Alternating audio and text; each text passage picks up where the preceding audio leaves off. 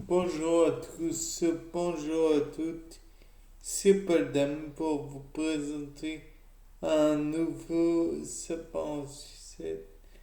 Là, je me suis demandé en revoyant un, un reportage, ou plutôt un reportage journalistique sur des personnes qui s'étaient,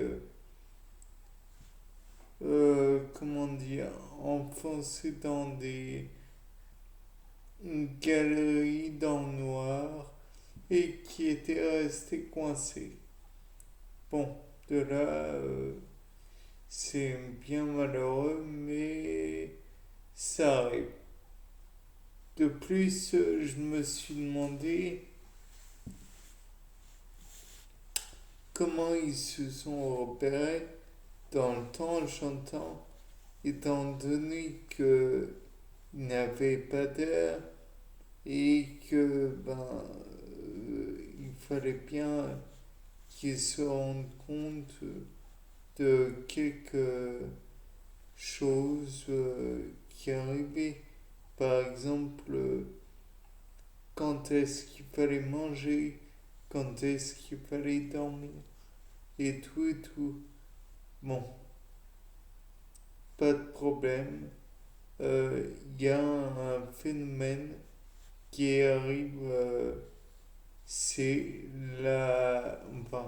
qui pourrait expliquer quelques petits phénomènes, c'est l'horloge biologique et le cycle circadien.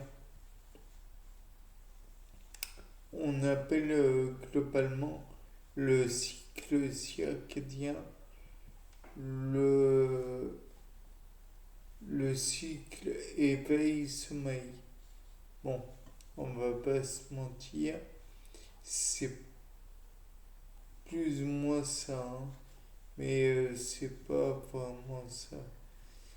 C'est un cycle donc où en fait c'est les influences de la lumière qui vous impactent et donc vous donnent plus ou moins envie de dormir parce que vous avez des sécrétions de mélatonine qui vous permet de dormir ou pas.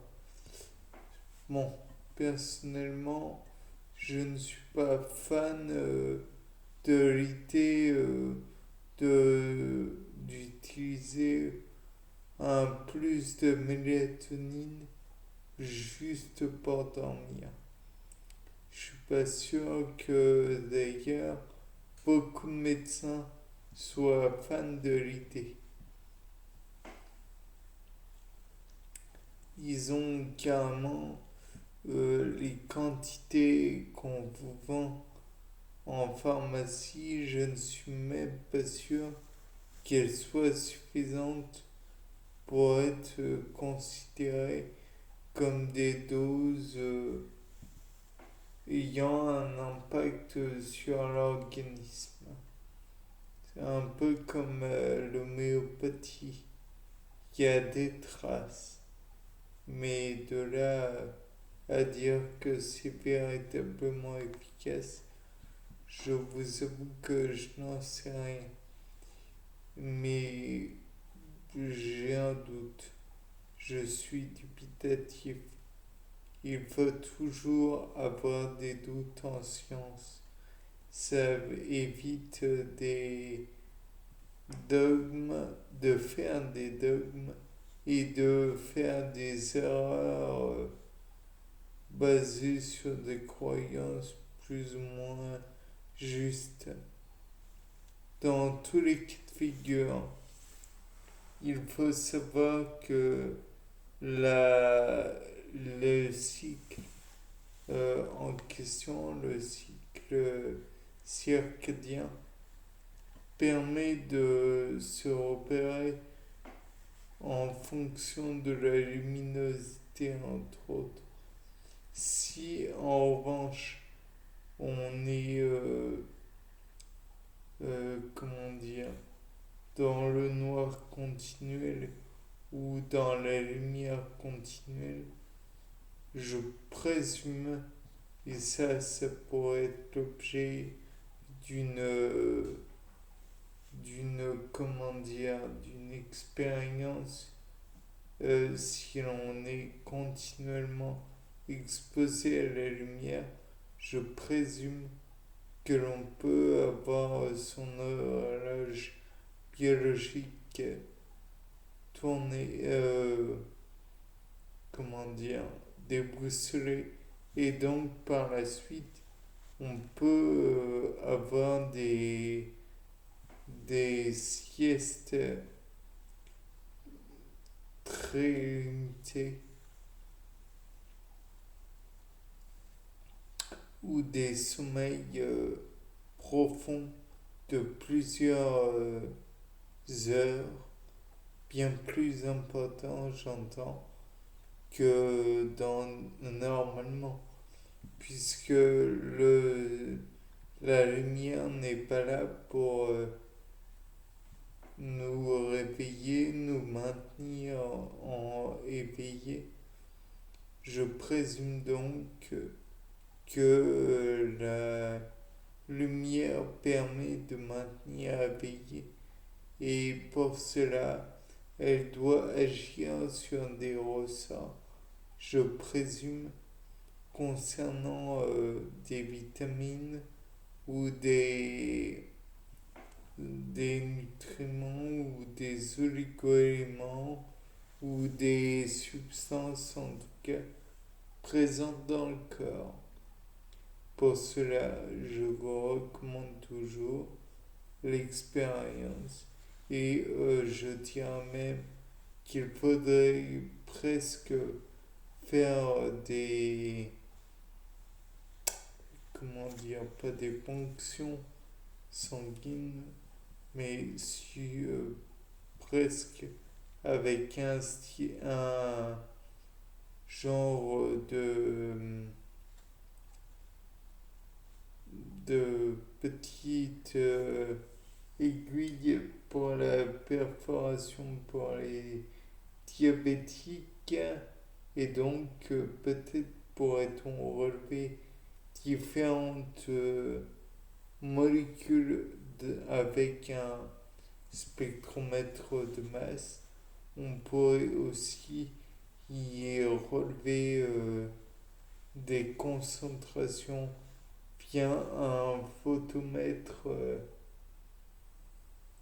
permettant donc, je présume, de noter les concentrations grâce à la formule de Biard-Lambert, sachant que c'est égal à A égale epsilon HC.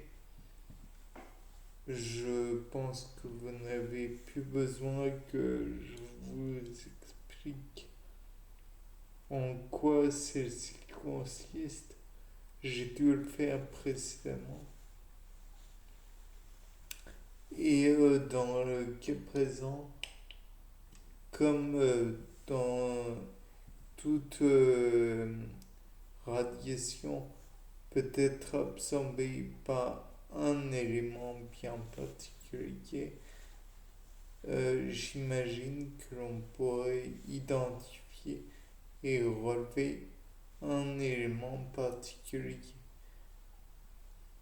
De plus, me vient une idée qui pourrait paraître étrange, mais le cycle circadien pour un animal et un végétal est probablement différent. De plus, pour les prokaryotes, c'est sûrement différent. Pour les eucaryotes que sont les virus, c'est probablement différent. Les prokaryotes étant le monde bactérien, globalement parlant. Donc, j'imagine que pour les protistes, pour les pharmacies, pour l'ensemble des êtres vivants, cela peut être différent. Il faudra donc regarder si c'est effectivement différent chez tous les êtres vivants qui existent et qui a été relevé, les différents règnes, les différents embranchements, les gens passent. Bien, c'était Paul Dame pour un nouveau sapin en sucette. Au revoir.